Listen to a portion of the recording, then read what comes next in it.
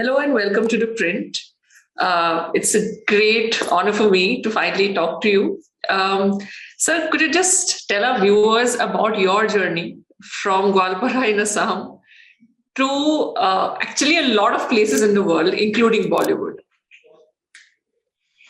I've spoken about it many a times in different interviews, but still, since you've asked me, why not? In short, it had been a wonderful, wonderful journey for me because I come from a very small little place called Gwalpara, as you have mentioned, which was the remotest probably place in Assam in terms of township. It was one of the most backward district headquarter. Our newspapers used to come 3 days late, which is sort of it sort of surmises the remoteness of it. And but culturally, the town had been extremely vibrant. A lot of theater groups and music bands, dance groups, football clubs. So it was very, very vibrant. And I grew up in a household where music was appreciated. Not acting much, but music was definitely very appreciated by my dad. He used to listen to classical Indian music. Since I was born, I had been hearing Khayal and Thumris and, Drupad and Rabindra Sangeet and Bhupendra Sangeet, which is from Bhupen Hazarika and Jyoti Prasad Agarwala, who is one of Assam's cultural icons. So I grew up in a place like that and then got into acting in one-act plays, which is a very common practice in most of the towns in Assam. We do a lot of one-act play competitions, and I was one of them to participate in it, won awards and prizes of Best Actor. And slowly, so by the age of 12, I decided to be an actor. My father was not very happy about it, knowing the fact that it's very difficult to be economically independent acting in, And Bombay was, of course, a faraway place, but Assamese film industry was also not very vibrant, but still there were a lot of films being made in Assam. So I wanted to go to Guwahati, which is the capital city and the center of Assamese film industry, and I got into it. Then I realized I need to learn acting in order for me to act well. Heard the name of National School of Drama, and then I applied for it in 1988 for the first time, but my interview calling letter reached as usual later than the interview date, so I could not attend the interview. 1989 was a zero session by National School of Drama for some weird reasons, and 1990 I applied again and I got through. And then, I had been doing theater for a long, long time. I did sporadically few films in 2001. In Assam also I did a lot of films, but after graduating from NSD, my first film probably is Othello, a play, Othello, in Othello, not Othello, in Othello. And a Bengali film called Srikanto, then an English language film again called For Real, and then my Hindi film journey started in 2010. I shot in 2008 called Ishqiya, and then that film became popular, and that's how you know me, Hindi films. So in the Bollywood experience, beginning with Ishqiya, the roles that you've done been extremely diverse. There has been no, there is often this I wouldn't say stereotype, but there's often this mold that characters, people would end up playing a certain kind of characters. In your case, that has not been at least that has not happened so far as I can see from all the. So do you have a favorite character or anything that's special that you can remember from the characters that you've played in Bollywood? The first part of the commentary that you made, which is very interesting because I had to really work hard not to be typecast. I remember in the beginning when I played Ishqiya, which is sort of a villainish character, then Agent Vinod, again a villainish character, and then in English Vinglish, which is again a person Yeah. who is, sort of a chauvinist, male chauvinist, ignorant guy who doesn't understand, what his wife wants to do and the equality of men and women. But thankfully, I had been also lucky in a way, but that is probably, I'm not taking the entire credit, but that is probably a consequence of that I refused a lot of roles, which is of police officers, because I played police officers in two films. For example, Mayor Charles, and there is one Lutera. So I got like uh, overwhelmed offers of playing police officers. So I have been I put a moratorium on playing police officers for next 5 years. Where whoever used to call me for roles, I'm like, if it is a police officer, if it is not a lead role, I'm not doing it. You know. So because there are millions of police officers, and there could be millions of ways of doing it. I'm not denying it. But the trouble of writing in Bollywood, generally speaking, there are exceptions, of course. The writing part in Bollywood is that there is stereotype. They are shallow writing. Most of it is very shallow, unlayered, not nuanced. So you end up playing a police officer. It's not a person that you play, a person who is a police officer, who is also a father, could be also a lover, who could be also what do you call that? A person who is a family man. But it's not that, because those aspects are not shown. Nowadays, it's coming up mostly because series are coming out, and series have the luxury to lay out the characters and their household experiences and their nuances and aspects of their personalities. But in films, in those days, when it started in 2010, before the advent of OTT platforms, there were the hero and the heroine, and you are a police officer or a villain or a friend or a friend's father. These are the stereotype characters. The most favorite role, probably, I played again a police officer, probably. I would say one of the most difficult ones, called Arunadai, which is a Marathi film. Very few people have seen that film. Unfortunately, it was on Netflix for some time, but it hadn't released in India for some strange reasons, beyond my comprehension. And another role which I loved playing was the son and also the father in Mukti Bhavan, which I think is one of my most favorite roles. In Bollywood films, so-called Bollywood films, the masala and the songs and all that, English would be my most favorite roles. And also, I wouldn't mind saying about the doctor I played in Good Newz, which is a funny take. Yeah. Generally, people don't cast me in funny roles, because they think I'm this intense, serious actor. But I had been a trained clown, and I don't know why people don't cast me. So since you brought up OTT platforms, do you think that for some reason in India, I mean, lockdown and otherwise, OTT platforms have become the space where newer stories, more local, more regional stories can come up, where the space did not, let's say, exist because of, the way even we as audience go for masala films. Like, we look at Starcast and that's how we watch films. Like in the smallest of towns, in the biggest of cities, that's how we go watch a film. But with OTT, that's not like that. It's not like that. You don't look at the Starcast and then you watch the film. We look at that description, what does it say?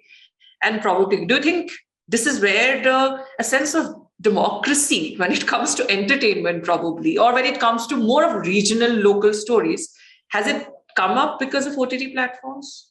I think so. Also, probably you are one of the very few, maybe, audience members who would look at the content and not go for the star cast. But also OTT platforms these days, I have heard stories from directors, even producers, that they go to the OTT platforms, they ask, who is your star? I mean, that has taken over again, the OTT platforms. But thankfully, there is a percentage of films or stories or contents which are being produced by the OTT platforms, content oriented, not necessarily has to have stars, but competent actors and character driven stories, which are also prevalent, which is a wonderful news for actors like me, who doesn't believe to be a hero. I want to just play characters.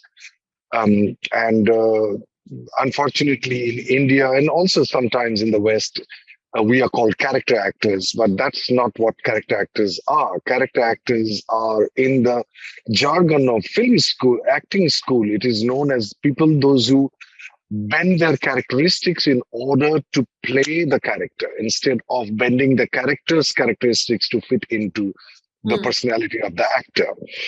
So in the acting schools of the world, what is known, there are three kinds of actors: personality actors, character actors, and actors called the demonstrative actors. Those are mime, pantomime artists, or Kathakali actors. Those are they demonstrate their emotions and with the face, with the mudras and all that.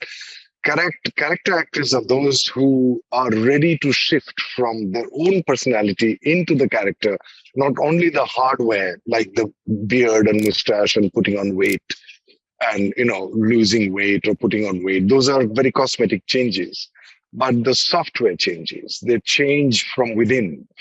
They change, and the physical change is a consequence of the inner change. So those are called character actors. And I consider myself in love with that kind of acting, which I fell in love with after watching a film called Papillon of Dustin Hoffman. And I didn't believe that he was an actor. I thought he was picked up from the street and made to act in that specific role, much before in 1983 when I saw the film. And so yes, you're right. Because of the OTT platforms, opportunities which sort of came about for writers to even conceive stories. Characters are way more laid out, way more thrashed out, if I say, and more focused on nuances and not event-driven, but psychological aspects of the character-driven story. The narrative is more in-depth rather than horizontal. It is also in-depth. It goes inward into the character, then sort of pulled out the personalities in order for audience to see it clearly what is happening, not in the veneer, but behind the veneer. And that for me is art. Art is what happens beyond the masks, beyond the veneer. So since we're speaking of opportunities, and while I do understand that, Bollywood is often set to be the space where everybody can go in, no matter where you're from. But I don't think that has always been the case for people from the Northeast, actors from Northeast, if they've wanted to. And I think more so if they look a certain way, unfortunately. That has not been the case. A lot of actors don't often find space in Bollywood, or they struggle. Even if they do, they probably have to work 5 times, 10 times more hard. But again, do you think there have been, probably in the last 10 years maybe, or actually 5 years, again, because of OTT, actors have been coming in, maybe in not bigger roles, but certain roles. So what do you think would be the future, of somebody from Northeast who wants to make it big in Bollywood? Good question. And I don't think they're, unfortunately, they're different, but they look wonderfully beautiful people. I come from that area, though I am 1/4 Mongoloid, dressed as a mix. So I have an advantage in a way in the current scenario, but I am sure that that would change, and hopefully it will change. Um, to answer your question, I would say that mainstream Indian film industry, including South and Bombay or Hindi film industry or South Indian film industry. When I say South Indian, I'm including Tamil, Telugu, Malayalam, and Kannada, um, and especially Hindi film industry. Probably could have, if they would have, um, taken a role of inclusivity, taken the role or responsibility of inclusivity. They should have been more aware of social responsibility. Like, for example, in England nowadays, that the producers are given incentives to write stories with different kinds of characters from different ethnicity. So is in America nowadays. You will see in a lot of series which are available on different OTT platforms. There are Indian faces. There are, Hispanic faces. When I say Indian, I'm talking about South Asian faces. There are Chinese faces and Mongoloid feature. You will see in a lot of characters, including Dev Patel. I heard is playing or will be playing David Copperfield. So that is a social responsibility of the practice of art, and I feel that the Hindi film industry could have been more responsible toward that. The case in example is Mary Com, for example. With all my love and respect for Priyanka Chopra, she is a fine actor. I wish that the makers would have taken somebody from the Northeast instead of casting someone else. But as I said, that she did a brilliant job. There's nothing at all about her acting skills. It's the social responsibility that there was an opportunity which Hindi film industry has missed in order for introducing the faces from the Northeast into the mainstream India. And then the writers, the directors, the producers, the financiers, distributors would get bolder in order to finance or to produce those films with characters from the Northeast, when mainland India would accept them as Indians. So I would say that it is happening, but it's still a drop in the ocean. I would hope that Hindi film industry, including South Indian film industries, should take more cognizance of the fact that this part of the country has been yet not been taken into the mainland into the mainstream fold. So I hope that happens sooner than later. So speaking of this, there have been actually brilliant films that are being made back home. I don't just mean Assam, of course, in other parts as well. Have you watched anything recently? Like, for example, Village Rockstars, handheld camera, and Amis, which, sort of has managed to actually occupy an OTT platform now, finally. What do you have to say about the work that is coming from Northeast? We already know that there is not much that has happened when we are talking about people wanting to work in a different space. But I wanted to know if you had anything to say about the work that's coming from the place itself. Yeah, see, Rima Das is a very close friend of mine. So is Bhaskar Hazarika. I acted in his previous film also. Before Amis, he made a film called Katha Nadi. Katha Nadi, yes. Yes.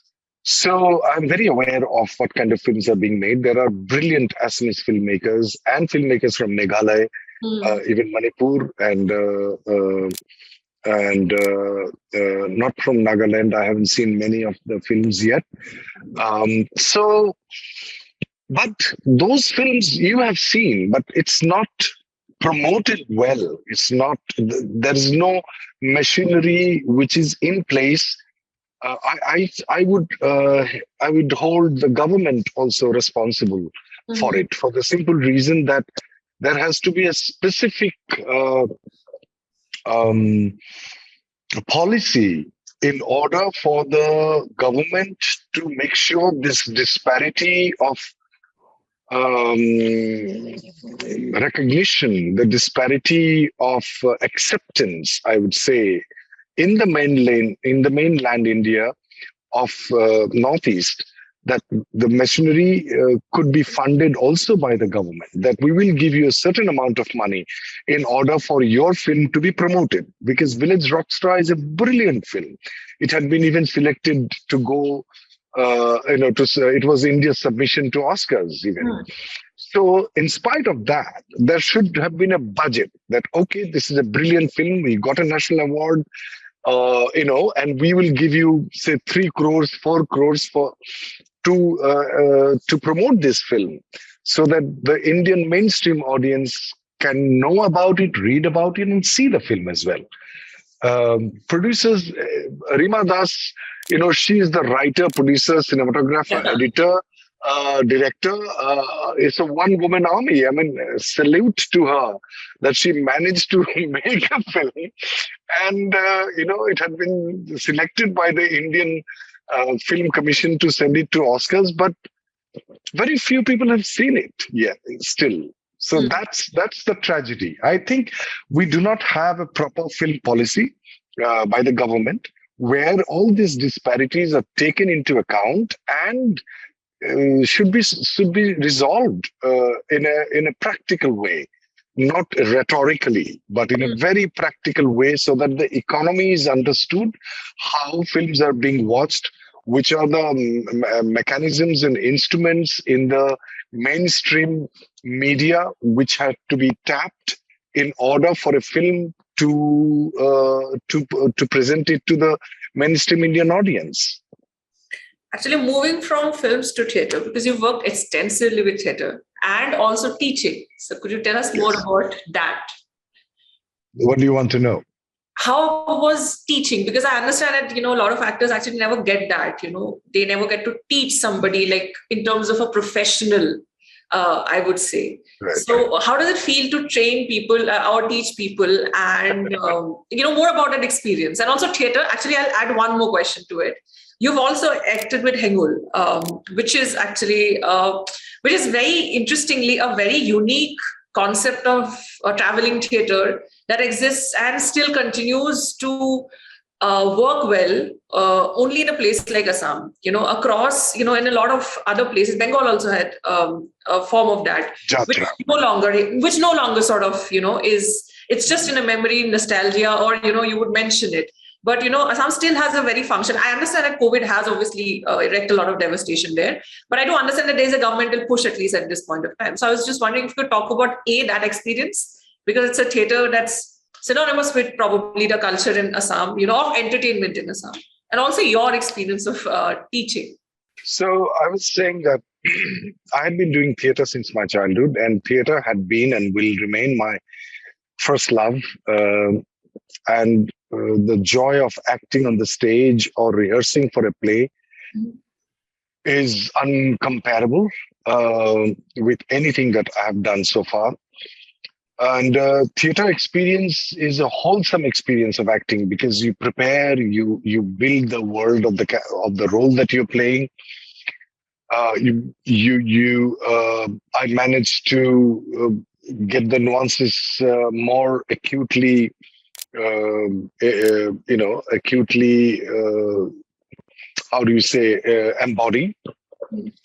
And Hengul Theatre is a commercial venture.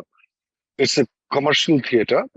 I'm not very fond of those theatre present, but it has been very helpful for me, because I earned a lot of money in order for me to study with my teacher, Khalid Ji, and so I'm very grateful that I was given that opportunity to act for a year. There are all kinds of plays, including Shakespearean plays and plays like Titanic, and all that. It's a very, very interesting space, and they generate a lot of money for the people, those who work there. And I hope that then now they pay a little more money to the workers, because most of the money are being paid to the stars, and that system, I'm not very happy about the star system. Um, but theater, serious theater, I started doing since my childhood. Serious theater, what I mean, those theater which is written with an intent not to earn money, but to explore the craft of theater.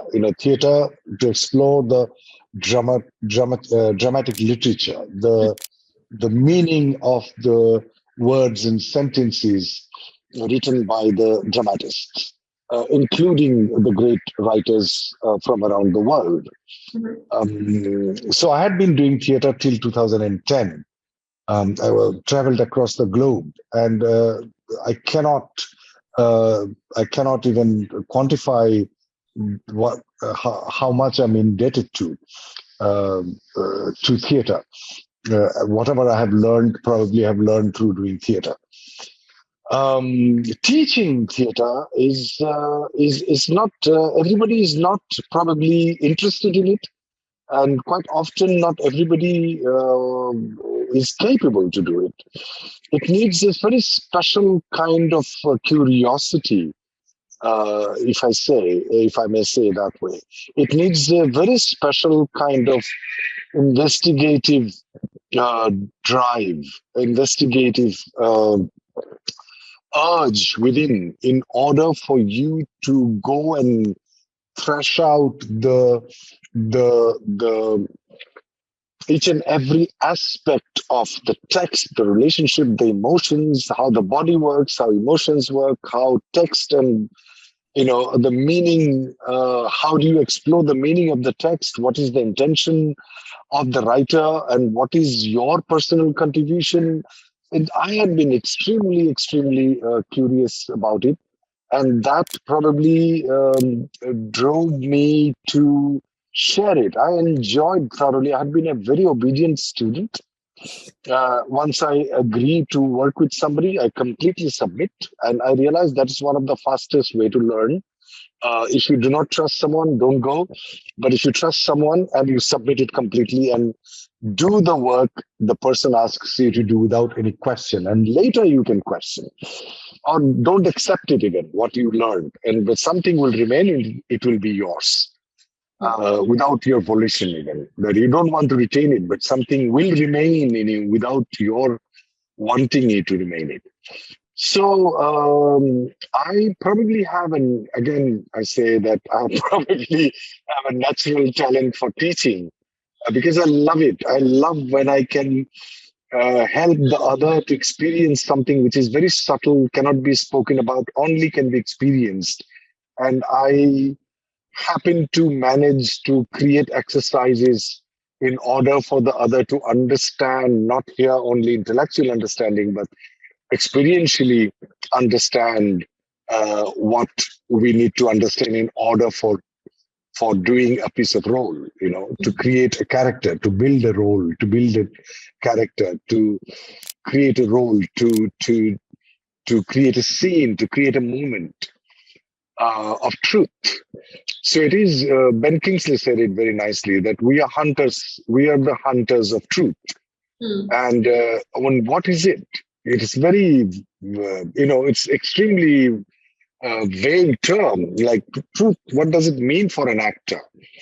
What does it mean when we say truth of the moment?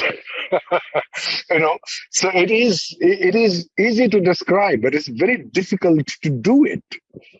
Acting is almost like, not almost, it is dancing. Unless you do it, you would not be able to. Unless you practice it, you would not be able to do it. So my joy of sharing and exploring, sharing, more than sharing, it would be exploring how to find the problems and how to resolve the problems with the help of the participant who is seeking to solve the problem.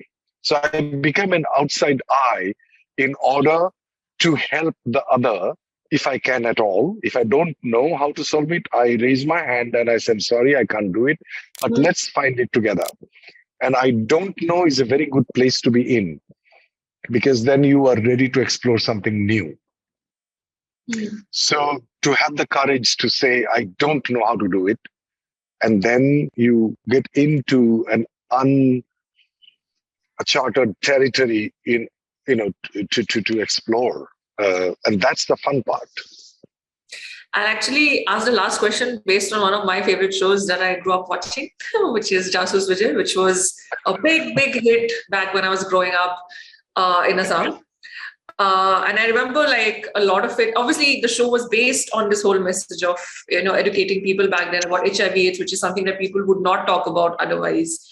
And absolutely Yes. knowledge. And we had Puri who would do the voiceover and the opening credits for the show.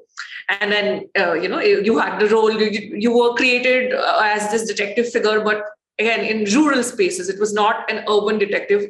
Again, something that probably television had never really done before. Like we have had very exceptional, even, we have had Bomkesh Bakshi to everything. We've had Feluda, in Bengal literature, we've had that, or even otherwise. But we've not had somebody who was a new creation. And there was this message. So it was a unique show where, could you just tell us a bit about your experience working in that show?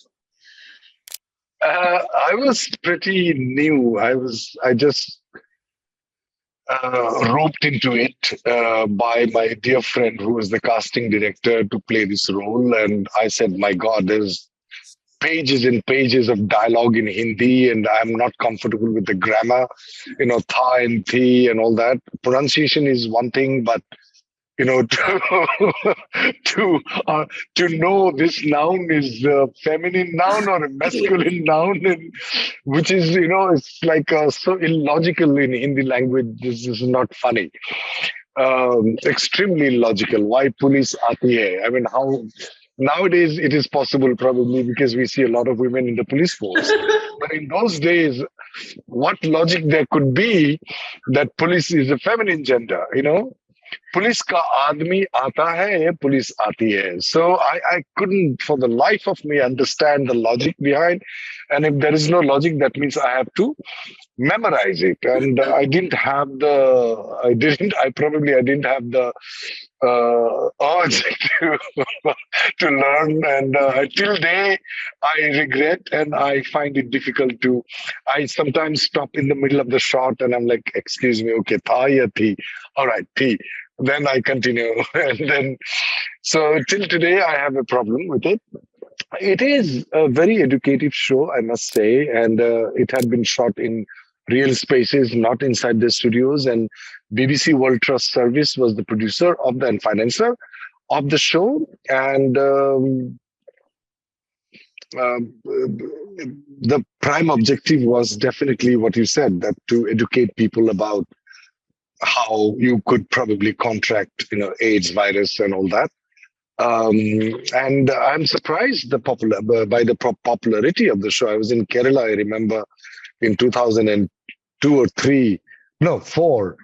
And I went to a mall and the whole mall stopped seeing me. I was like, what's going on? I didn't realize that a Hindi show is popular in Kerala, because later I realized that they dubbed into Malayalam language,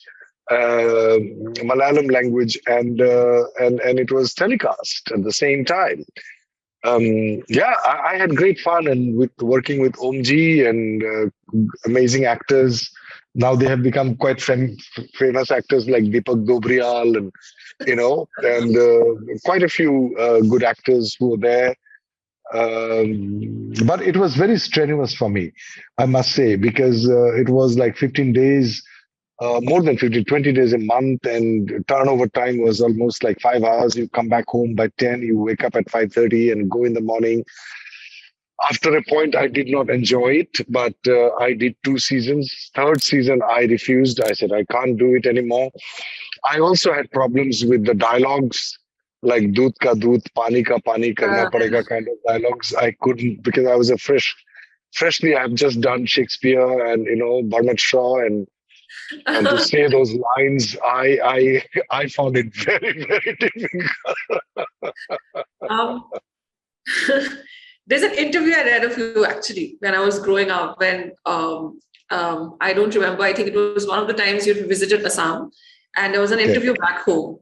And I remember one of the lines from it because, it was something a lot of us discussed, because it said, and you probably said that, if I from a place like Gwalpara in Assam can manage to come out and try to have a space in this acting. I think now there are more opportunities, or maybe there's more scope. People are more connected that way. Like you mentioned earlier, 3 days late newspaper, you missed almost a calling letter.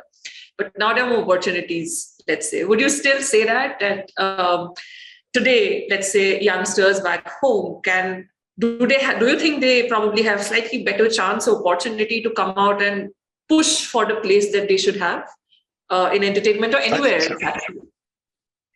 I think so. And people are doing it. There could be more people. The only thing which probably is missing is how do I put it?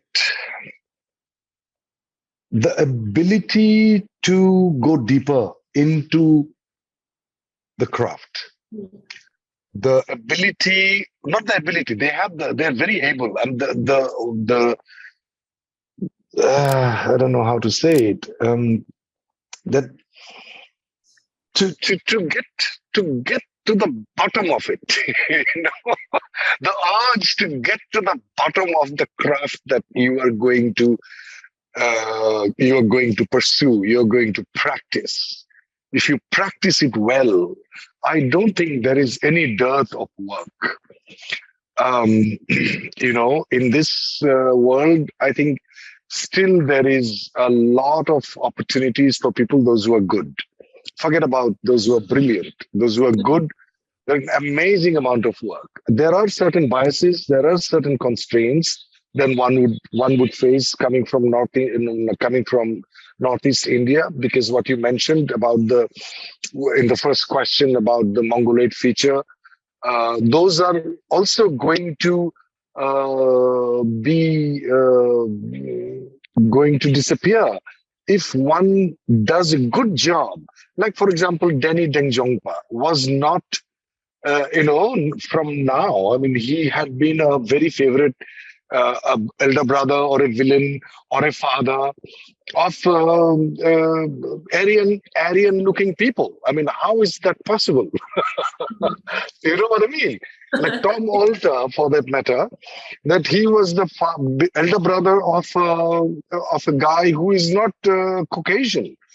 So Indian people are very generous. Audience is very, very innocent and generous. And they would accept if the producers, directors, writers, financiers take the plunge into incorporating more people from the Northeast, and people, those who want to come as talents, they must also be extremely good in order for them to go ahead if they want to so-called make a place in this, in this world. In any field for that matter, not only in acting, but in other fields, you have no way to get in unless you have a degree or you have a first-class degree. You are an IITian or a specialist in medical science or whatever the other avenues that people would pursue. But for acting, you have to be really good. In order for you to come from all the way 2,000-3,000 kilometers away to come to Bombay, and there are already people, those who are very, very talented and good-looking, so-called good-looking, which is the norm, unfortunately, even today, to some extent, to be able to get into it. So I would suggest that you better be good with your craft. So dive deep into it, know everything about it. How is it possible for me to go or to do better every day? To go deeper into the craft every day. Not only networking, not only looking for work, but be better at the work itself. Thank you so much for talking to me today. This was Pleasure. a wonderful experience. I didn't get your name. Ina. Sorry. Ina. Sorry? Ina. Ina or Ina? Ina Das. Lovely talking to you, Ina. Before I end, my boss Shekhar Gupta, he just said that, do tell him that I'm also a big fan. So He's like, no mention that I said hello. You tell him that as well. I love his work. I keep watching his episodes on YouTube very often. Okay. Cut the clutter. Yes. Thank you so much again for talking to me today. Pleasure. Okay, bye. Bye.